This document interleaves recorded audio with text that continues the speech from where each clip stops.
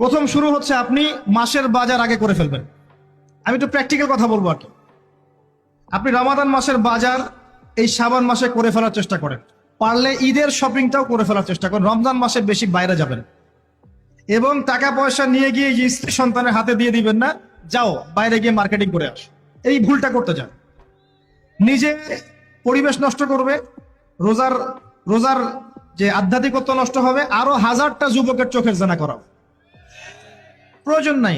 আপনি পরিবারের কর্তা, লিস্ট করে ফেলেন, আপনাকে আল্লাহ পাক যতটুকু সামর্থ্য দিয়েছেন মূল মূল জিনিসগুলো কিনে রেখে দেন, আর বাকি টুকটাক বাজার আপনি করবেন। আর যখন বাজারে যাবেন একটা দোয়া পড়বেন, আপনি 10 লক্ষ নেকি পাবেন ইনশাআল্লাহ। কত লক্ষ? 10 লক্ষ। দোয়াটা শিখাচ্ছি। দোয়াটা হচ্ছে লা ইলাহা ইল্লাল্লাহ ওয়াহদাহু লা শারীকা লাহু লাহুল মুলক ওয়া লাহুল হামদ ইউহয়ী ওয়া ইউমীত ওয়া হুয়া হাইয়্যুন লা ইয়ামুত বিয়াদিহিল খায়রু কুল্লুহু ওয়া হুয়া আলা কুল্লি শাইইন কাদির। একবার পড়লে 10 লক্ষ নেকি পাবেন বাজারে গিয়ে।